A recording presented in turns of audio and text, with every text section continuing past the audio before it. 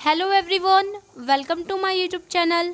आज के इस वीडियो में पढ़ेंगे क्लास 9th का सबसे इम्पॉर्टेंट और सबसे बेस्ट चैप्टर, जो कि आगे वाली क्लासेस में भी मिलने वाला है।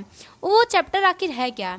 वो चैप्टर है केमिस्ट्री का चैप्टर 4, जिसका नेम है structure of the atom. Atom के स्ट्रक्चर क्या है या फिर एटम किस फॉर्म में एग्जिस्ट करते हैं। अभी तक तो हमने चैप्टर 3 में पढ़ा था कि एटम बहुत छोटे होते हैं, और थॉमसन ने बताया था हमें, नहीं सॉरी जी, वो डाल्टन ने बताया था हमें कि एटम बहुत छोटे होते हैं और वो डिवाइड नहीं हो सकते, ठीक है। लेकिन इस चैप्टर में हम लोग देखेंगे कि एटम किस फॉर्म में एग्जिस्ट करते हैं, या फिर वो मतलब उनके पास क्या क्या होता है, क्या एटम डिवाइड हो सकते हैं या नहीं हो सकते हैं, वो इसमें देखेंगे। तो एटम के बारे में कुछ बताने के बारे में जो सोचें, वो पहले व्यक्ति थे थॉमसन। उनका फुल नेम है जे थॉमसन। वो आए और फिर एक एटम पे मॉडल दिए, यानी कुछ बताने की कोशिश की। 1904 की बात है, थॉमसन आए और उन्होंने क्या कहा, an atom consist of a positive charge sphere and the electrons are embedded in it. देखिए, इलेक्ट्रॉन की खोज भी इन्होंने की है जे थॉमसन ने। तो इन्होंने इलेक्ट्रॉन्स का नाम इसलिए दिया क्योंकि इलेक्ट्रॉन की खोज हो चुकी थी, और इलेक्ट्रॉन को वैसे हम लोग मतलब निगेटिव चार्ज बोलते हैं, ठीक है। ये पॉजिटिव को प्रोटॉन बोलते हैं, इलेक्ट्रॉन को निगेटिव चार्ज बोलते हैं। तो थॉमसन बताए कि एक एटम स्फीयर फॉर्म में होता है, यानी सर्कल की तरह एक एटम होता है। बात को ध्यान से समझने की कोशिश कीजिए कि जो एटम होता है उसका शेप सर्कल की तरह होता है।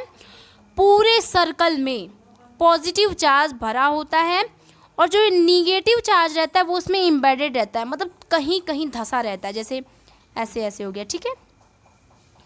इन्होंने ये भी कहा कि आपको नहीं समझ में आ रहा है तो आप तरबूज वाटरमेलन से कंपेयर कीजिए कि जो वाटरमेलन का जो रेड पार्ट है वो पूरा पॉजिटिव से भरा है, और जो ब्लैक ब्लैक सीड होती है ना, उसमें धसी धसी रहती हैं, वो निगेटिव चार्ज होते हैं।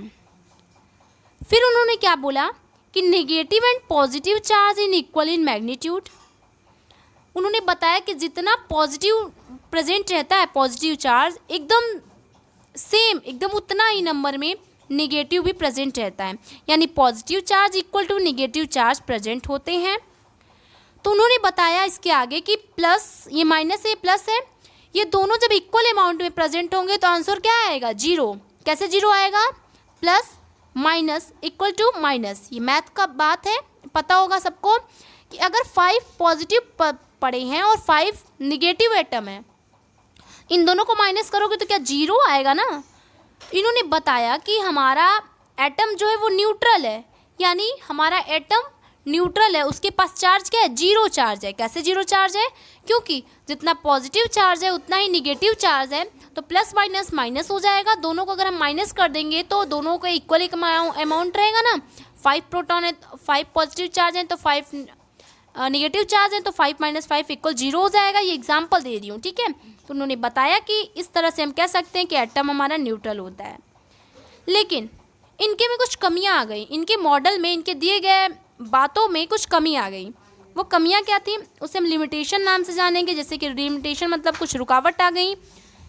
बात ये है कि अगर आप घर में प्लग वगैरह देखे होंगे, एक ग्रीन वायर होता है, एक रेड वायर होता है। तो मानिए ग्रीन पॉजिटिव है और रेड निगेटिव है, ठीक है। तो ग्रीन और रेड जब तार दोनों सट जाते हैं, आपस में क्लोज हो जाते हैं, तो शॉर्ट सर्किट हो जाता है।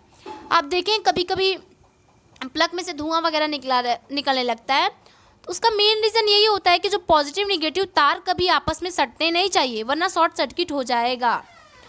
तो थॉमसन तो ऊपर बताए थे कि पॉजिटिव में पॉजिटिव पूरा भरा रहेगा, उसमें निगेटिव कहीं कहीं दबा रहेगा। इसका मतलब दोनों सटे रहेंगे, पॉजिटिव निगेटिव। तो यही इनकी लिमिटेशन थी कि positive and negative charge never be exit close to each other, यानी कभी भी पॉजिटिव चीज़ और निगेटिव चीज़ आपस में सट के नहीं रह सकती, उनके बीच एक मतलब डिस्टेंस बनाई रखनी चाहिए। जैसे कि आप घर का एग्जाम्पल ले सकते हैं, तार रेड और ग्रीन अगर वायर सट्टा तो वहाँ शॉर्ट सर्किट हो जाता है। तो सब अदर साइंटिस्ट के कहने का मतलब कि यहाँ पे क्यों नहीं होगा, यहाँ पे भी तो पॉजिटिव चार्ज निगेटिव चार्ज से सटा हुआ है, तो यहाँ पे भी शॉर्ट सर्किट हो जानी चाहिए। यानी ये इनकी थ्योरी गलत मानी गई तो पढ़ेंगे नहीं, ऐसा नहीं है, पढ़ेंगे, मतलब इनके में कुछ कमी आ गई। फिर दूसरे साइंटिस्ट आते हैं जिनका नाम, पूरा नाम है अर्नेस्ट रदरफोर्ड। 1911 में इन्होंने कुछ मतलब व्यू देना चाहा एटम के बारे में। उन्होंने क्या बताया, पहले उन्होंने लिया 1000 एटम थिक गोल्ड फॉइल। ये क्या है, एक गोल्ड फॉइल है मोटी सी, उसमें 1000 एटम्स प्रेजेंट हैं। आपको पता है एटम बहुत छोटे छोटे होते हैं, तो एक मतलब इतना ज़्यादा नहीं, कुछ सेंटीमीटर ही 1000 एटम में आएगा, ठीक है। तो उन्होंने क्या किया, ये मानते हैं कि ये जो गोल गोल है वो एटम है, ठीक है, फिगर में जैसा आप देख रहे हैं। और उन्होंने क्या किया कि इस पे अल्फ़ा पार्टिकल गिराए, यानी ये देखिए जैसे आपको गोल गोल दिख रहा है ना, पूरा वो एटम्स हैं, उस पर इन्होंने अल्फ़ा पार्टिकल गिराया, ऊपर से गिराया। अल्फ़ा पार्टिकल क्या होता है वो बताऊं तो अल्फ़ा पार्टिकल में 2 पॉजिटिव चार्ज होते हैं और 2 निगेटिव मतलब 2 न्यूट्रॉन्स होते हैं, यानी कोई चार्ज नहीं। हम कह सकते हैं कि अल्फ़ा पार्टिकल एक प्रोटॉन पार्टिकल होता है जिसमें 2 पॉजिटिव चार्ज पाए जाते हैं। उस टाइम न्यूट्रॉन की खोज नहीं हुई थी, तो लोग बस अल्फ़ा पार्टिकल को प्रोटॉन पार्टिकल मान के चले, ठीक है, क्योंकि उसमें 2 पॉजिटिव चार्ज पाए जाते हैं। इन्होंने जब अल्फ़ा पार्टिकल को इस गोल्ड फॉइल पे गिराया तो उन्होंने क्या देखा कि जो अल्फ़ा पार्टिकल्स है वो, देखिए लाइन बनाया गया है यहाँ पे कि वो सीधे निकल जा रही थी या तो टकरा के वापस आ जा रही थी, यानी एक्यूट एंगल बना दे रही थी, या तो टकरा के वापस आके ऑब्ट्यूज एंगल बना दे रही थी, या तो सीधे निकल जा रही थी, या तो मतलब गोल्ड फॉइल से टकरा के तुरंत बैक आ जा रही थी, एकदम स्ट्रेट लाइन में बैक आ जा रही थी, जिस रास्ते से वो गई थी अल्फ़ा पार्टिकल उसी रास्ते से वापस आ जा रही थी। ये बात साइंटिस्ट को बड़ी अजीब लगी रदरफोर्ड को कि अरे इसके अंदर क्या है कि जो हमारे अल्फ़ा पार्टिकल्स टकरा के मतलब पीछे बैक आ जा रहे हैं, ऑब्ट्यूज एंगल बना ले रहे हैं और एक्यूट एंगल बना ले रहे हैं। कोई भी चीज़ अगर आगे वाली चीज़ों से लड़ेगी तो इधर जाएगी सीधे आएगी, यही सब होगा, ठीक है। तो इन्होंने क्या देखा, ऑब्जर्व इन्होंने ये किया, पहले तो क्या करते हैं, अब लिखने का तरीका ये है कि fall alpha particle on gold thick foil. उन्होंने अपने गोल्ड फॉइल पे अल्फ़ा पार्टिकल गिराए, यानी प्रोटॉन्स गिराएं। ऑब्जर्व दैट, ये देखें कि alpha particle make a 180 acute obtuse angle. देखें कि एक्यूट एंगल बन रहा है, ऑब्ट्यूज एंगल बन रहा है, स्ट्रेट लाइन बन रहा है। वो क्या सोचें, पूरा मिला के उनके कहने का मतलब ये था कि most of the space inside the atom is empty. वो बोले कि अगर एटम है, अगर इधर से अल्फ़ा पार्टिकल जा रही है तो कोई एटम में ज़रूर थोड़ी बहुत जगह है जो कि हमारी अल्फ़ा पार्टिकल्स डायरेक्ट पार हो जा रही है। अल्फ़ा पार्टिकल को पार होने के लिए जगह तो मिल रही है ना। तो रदरफोर्ड ने कहा कि एटम में कुछ स्पेसेस क्या होती हैं, एम्प्टी होती हैं, खाली होती हैं, जिससे अल्फ़ा पार्टिकल गोल्ड फॉइल को पार कर गया। फिर उन्होंने क्या बोला कि सम हैवी और positive charge body inside the atom nucleus की भी खोज रदरफोर्ड ने ही किया है। तो उन्होंने क्या बोला कि एटम में पहली बात तो स्पेस होती है, तब हमारे अल्फ़ा पार्टिकल्स पार हो जा रहे हैं, और उन्होंने बोला कि कुछ हैवी पार्टिकल्स ज़रूर हैं हमारे एटम में, एटम के बीच में या फिर एटम में ज़रूर कोई हैवी पार्टिकल्स हैं जिससे कि हमारे अल्फ़ा पार्टिकल जाके टकरा करके वापस आ जा रहे हैं, जिससे कि एक्यूट एंगल, ऑब्ट्यूज एंगल या फिर बैक आ जा रहे हैं, ठीक है। तो उन्होंने ऐसा बोला कि एटम में ज़रूर कोई हैवी पार्टिकल्स है जिससे हमारा अल्फ़ा पार्टिकल टकरा के वापस आ जा रहा है, या तो पॉजिटिव चार्ज पड़ा हुआ है। पॉजिटिव चार्ज कहने का मतलब क्या है कि अगर एटम है, बाहरी से जो अल्फ़ा पार्टिकल जा रहे हैं वो प्लस चार्ज में है, ठीक है। ये छोटे क्लासेस से पढ़ते आ रहे हैं कि अगर प्लस के साथ मिलेगा तो क्या होगा, मतलब पॉजिटिव चार्ज से कभी अट्रैक्ट नहीं करेगा, सेम चार्ज कभी अट्रैक्ट नहीं करते, वो एक दूसरे से दूर भागते हैं, रेपल होते हैं। इसीलिए रदरफोर्ड बोले कि जो एटम में कुछ ऐसी ज़रूर पॉजिटिव चीज़ है जो कि पॉजिटिव चीज़ बाहर से अगर अंदर जा रही है तो पॉजिटिव चीज़ पॉजिटिव मिलके अट्रैक्ट नहीं कर रहे हैं, एक दूसरे से दूर भाग रहे हैं। ये बात थोड़ा कंफ्यूज हुआ होगा, कहने का मतलब कि पॉजिटिव चार्ज को कभी एक्सेप्ट नहीं करता, ना तो नेगेटिव को करेगा ना तो पॉजिटिव को। हमेशा पॉजिटिव चार्ज अपोजिट चार्ज को अट्रैक्ट करेगा, मतलब पॉजिटिव नेगेटिव को अट्रैक्ट करेगा, नेगेटिव पॉजिटिव को। तो उन्हें बोला कि रदरफोर्ड ने बोला कि अल्फ़ा पार्टिकल अगर अंदर जा रहे हैं, अगर उनके पास पॉजिटिव चार्ज है तो अंदर भी ज़रूर कोई पॉजिटिव चार्ज होगा जिसकी वजह से हमारा अल्फ़ा पार्टिकल बाहर आ जा रहा है। बात आई समझ में? उनके कहने का मतलब कुछ स्पेस प्रेजेंट है एटम में जिससे हमारे अल्फ़ा पार्टिकल बाहर जा रहे हैं, कुछ हैवी पार्टिकल्स है जिससे हमारे वापस टकरा के आ रहे हैं, या तो पॉजिटिव चार्ज है अंदर, तभी हमारे पॉजिटिव चार्ज जो बाहर से जा रहे हैं वो रेपल हो रहे हैं एक दूसरे से। इनके में रुकावट क्या आई कि he fail to explain the stability of the atom. इन्होंने बस इतना ही कुछ बता के छोड़ दिया, यानी ये नहीं बता पाए कि एटम एग्जिट कैसे करता है। और हाँ, ये भी बताए थे कि एटम होता है, उसके बीच में न्यूक्लियस प्रेजेंट होता है और साइड साइड इलेक्ट्रॉन्स यानी माइनर चार्ज मूव करते हैं। बस इतना बता के उन्होंने छोड़ दिया और बता नहीं पाया कि कैसे स्टेबल होता है एटम। फिर थर्ड साइंटिस्ट आते हैं नील बोर। नील बोर भी आते हैं, अपना कुछ मॉडल देते हैं, व्यू देते हैं। वो क्या कहते हैं देखिए, उन्होंने बोला ई माइनस यानी इलेक्ट्रॉन यानी माइनस चार्ज जो पार्टिकल्स होते हैं revolve around the nucleus in circular path. जो रदरफोर्ड बस क्या बताए थे कि ये न्यूक्लियस है, यहाँ पे एटम घूमता रहता है। अब ये वो नहीं बताए थे कि सर्कुलर पाथ में घूमेगा, ठीक है। तो इनके कहने का मतलब, नील बोर्स के कहने का मतलब था कि अगर एटम, ये मान लीजिए न्यूक्लियस है, अगर इलेक्ट्रॉन अगर सर्कुलर पाथ यानी गोलाई में नहीं घूमेगा तो इलेक्ट्रॉन घूम रहे हैं, उनकी एनर्जी लॉस हो जाएगी, ठीक है। बात को समझिए, हम आप अगर ज़्यादा दौड़ेंगे तो एनर्जी लॉस हो जाएगी, हम कहीं गिर जाएंगे। वैसे इलेक्ट्रॉन अगर दिन भर घूम रहे हैं तो उनकी एनर्जी लॉस होगी और वो आके न्यूक्लियस में गिर जाएंगे। न्यूक्लियस में क्या प्रेजेंट है, हमेशा न्यूक्लियस में प्रोटॉन और न्यूट्रॉन प्रेजेंट होता है, प्लस चार्ज प्रेजेंट होता है। तो इलेक्ट्रॉन माइनस चार्ज है, अगर इलेक्ट्रॉन माइनस चार्ज अगर न्यूक्लियस में गिर जाता है तो प्लस और माइनस क्या होंगे, एक दूसरे को अट्रैक्ट करके चिपक के बैठ जाएंगे। फिर एटम कैसे स्टेबल होगा। इसलिए नील बोर्स बताएं कि हमेशा इलेक्ट्रॉन सर्कुलर पाथ में घूमता है, न्यूक्लियस के राउंड पाथ में घूमता है। इन्होंने ये भी बताया कि these allowed orbit have a fix amount of energy is called energy level और स्टेशनरी स्टेट। और इन्होंने ये भी बताया कि ऐसी बात नहीं है कि इलेक्ट्रॉन का जो चार्ज है, एनर्जी है, वो ख़त्म हो जाएगी तो वो न्यूक्लियस में आके गिर जाएगा, ऐसा कुछ नहीं होता है। उन्होंने बोला कि उनके पास एक एनर्जी लेवल होता है, उसी एनर्जी में घूमती हैं और वो जानती हैं कि हमें किस स्पीड से घूमना है कि हमारी एनर्जी ख़त्म ना हो, ठीक है। और ख़त्म होती हैं तो कैसे अपने आप को गेन करती हैं, वो सब आपके हाई क्लासेस में है। इस क्लासेस में बस इतना जानना है कि हमारे जो इलेक्ट्रॉन्स होते हैं वो अपने एनर्जी लेवल पे घूमते हैं ताकि उनकी एनर्जी लॉस ना हो। उन्होंने ये भी बताया कि देखिए जैसे बीच में, ठीक है, जो पहला जो राउंड होगा उसको हम के सेल बोलते हैं, ठीक है। तो पहले को हम के बोल सकते हैं या तो 1 बोल सकते हैं। दूसरा जो ऑर्बिट है उसको हम एल बोल सकते हैं, थर्ड ऑर्बिट को एम और फोर्थ को एन बोलते हैं। 1 2 3 4 भी नंबर दे सकते हैं। बीच में देखिए न्यूक्लियस प्रेजेंट है।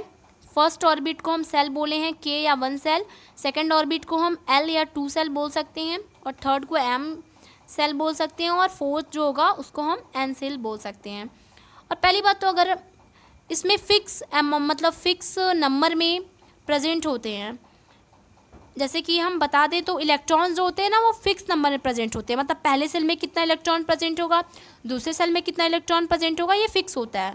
अगर आपको नहीं पता है तो पहले आप इस फॉर्मूले से आप निकाल सकते हैं। जैसे 2n² हुआ तो 2 का इंटू में है, इंटू करेंगे, पहले सेल में आपको जानना है तो यहाँ पे 1 लिखेंगे और ये स्क्वायर है तो स्क्वायर कर दीजिए। तो फिर क्या होगा, 2 इंटू 1 का स्क्वायर 1 होगा इक्वल टू 2 आया, यानी पहले सेल में आपका 2 इलेक्ट्रॉन्स प्रेजेंट होते हैं। ऐसे ही 2n² से आप सेकेंड सेल का भी निकाल सकते हैं कि 2 इंटू नंबर में क्या लिखेंगे कि आपको किस सेल का फाइंड करना है।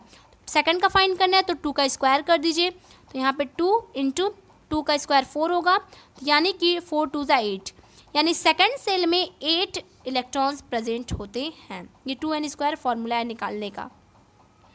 ये तो आप समझिए। ये बात ज़रूरी है कि न्यूक्लियस में क्या प्रेजेंट होता है, एक प्रोटॉन प्रेजेंट होता है, एक न्यूट्रॉन प्रेजेंट होता है, यानी एक प्लस चार्ज एक जीरो चार्ज, यानी कोई चार्ज नहीं, मतलब न्यूट्रॉन्स का मतलब जीरो चार्ज होता है, न्यूट्रल होता है ये। तो प्रोटॉन्स और न्यूट्रॉन्स प्रेजेंट होते हैं हमारे न्यूक्लियस में और जो साइड साइड में घूमते हैं वो इलेक्ट्रॉन्स होते हैं। अब इलेक्ट्रॉन, प्रोटॉन, न्यूट्रॉन ये है क्या, इसको थोड़ा जानते हैं। इलेक्ट्रॉन को हमेशा ई माइनस से डिनोट करते हैं क्योंकि ई से मतलब पहला लेटर हो गया और माइनस का चार्ज है तो इसलिए इसको ऐसे लिखते हैं, ठीक है। ई माइनस भी लिख सकते हैं और पी प्लस भी लिख सकते हैं क्योंकि पॉजिटिव चार्ज जो होता है वो पॉजिटिव चार्ज को प्रोटॉन बोलते हैं, नेगेटिव चार्ज को इलेक्ट्रॉन बोलते हैं और जिसके पास कोई चार्ज नहीं होता है उसे न्यूट्रॉन बोलते हैं, यानी एन, छोटा एन से भी हम नोट कर सकते हैं। इसको निगेटिव चार्ज बोलते हैं, पॉजिटिव चार्ज बोलते हैं, इसको नो चार्ज कहते हैं।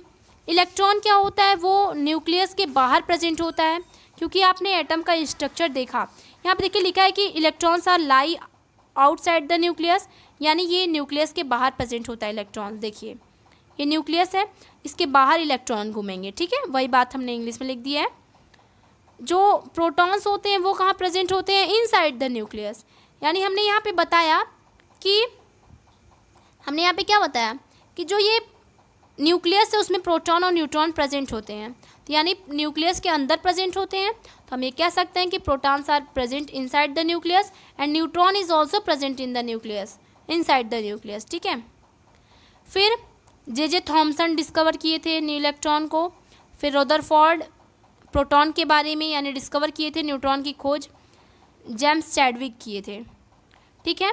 और इसका जो साइज़ है, इलेक्ट्रॉन की साइज़ जो है वो -1.6 × 10⁻⁻19 कूलम है। कूलम एक यूनिट है, ठीक है, यूनिट है क्या, इलेक्ट्रॉन और प्रोटॉन और न्यूट्रॉन को मतलब लिखने की एक यूनिट है।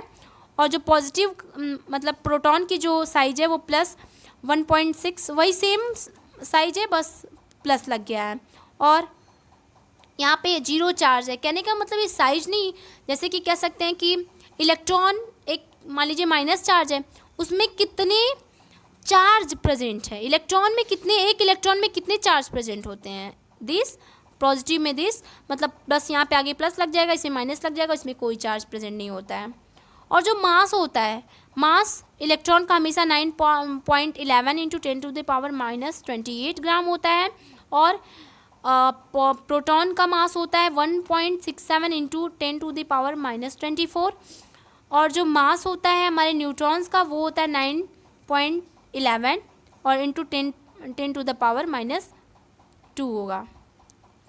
अब पूरा मिला के हम ये कह सकते हैं कि number of electron is equal to number of proton होता है। ये कोई बात नहीं है, ये फॉर्मूला है कि number of proton equal to number of electron. ये तो हमें मतलब थॉमसन जी बता दिए थे कि नंबर ऑफ प्रोटॉन और नंबर ऑफ इलेक्ट्रॉन इक्वल होते हैं। एटॉमिक नंबर क्या होता है, ये बहुत ईजी है, इसे देखते हैं कि number of proton present in the nucleus of an atom is called atomic number. किसी भी चीज़ का अगर आपको एटॉमिक नंबर मतलब फाइंड करना है तो उस एटम में कितना प्रोटॉन प्रेजेंट है वही उसका एटॉमिक नंबर होगा। एग्जांपल देखिए कि हीलियम में 2 प्रोटॉन प्रेजेंट होते हैं, तो इसका मतलब कि हीलियम का एटॉमिक नंबर भी क्या होगा, 2 होगा। आई बात समझ में, एटम में कितने नंबर ऑफ प्रोटॉन प्रेजेंट हैं वही एटॉमिक नंबर होता है। अब ये टॉपिक है कि एटॉमिक मास और मास नंबर क्या होता है, दोनों एक ही बात होती है। Sum of number of proton and neutrons present in the nucleus of an atom is called its atomic number या मास नंबर। ये हमारा एटम है, ये हमारा न्यूक्लियस है। हम लोग पहले ही देख चुके हैं कि न्यूक्लियस में प्रोटॉन और न्यूट्रॉन प्रेजेंट होते हैं, तो प्रोटॉन और न्यूट्रॉन को अगर आप प्लस करते हैं, जितना नंबर आता है वो आपका एटॉमिक मास या मास नंबर होगा। एग्जाम्पल देखते हैं कि अगर हीलियम में अगर 2 प्रोटॉन प्रेजेंट है, 2 न्यूट्रॉन्स भी प्रेजेंट होगा, ठीक है, इसका मतलब एटॉमिक मास क्या होगा, 4 होगा। अगर एटॉमिक मास निकालना है तो number of proton plus neutron करेंगे तो हमारा एटॉमिक मास फाइंड हो जाएगा। इसको लिखते कैसे हैं, जैसे कि अगर आपको सोडियम का एटॉमिक मास और एटॉमिक नंबर साथ में लिखना है तो आप क्या करेंगे, पहले बीच में सिंबल लिखेंगे, यानी सोडियम, एग्जाम्पल है ये, यानी सोडियम का सिंबल Na होता है तो Na लिख दीजिएगा। ऊपर हमेशा एटॉमिक मास लिखते हैं, Na का एटॉमिक मास क्या होता है 23 और एटॉमिक नंबर क्या होता है 11, ठीक है। तो एटॉमिक मास ऊपर लिखेंगे, एटॉमिक नंबर नीचे लिखेंगे और बीच में सिंबल लिखेंगे, जैसे कि ये लिखा हुआ है। यहाँ पे हमारी ये मतलब ख़त्म होता है, पूरा चैप्टर नहीं समाप्त हुआ है। इसमें हमें इलेक्ट्रॉनिक कन्फिगरेशन, वैलेंसी और आइसोबार, आइसोटोप, कुछ 5-6 टॉपिक्स बचे हुए हैं, उसको हम लोग नेक्स्ट वीडियो में डिस्कस करेंगे, जिसकी लिंक आपको इस वीडियो के नीचे मिल जाएगी। मिलते हैं नेक्स्ट वीडियो में, बाय।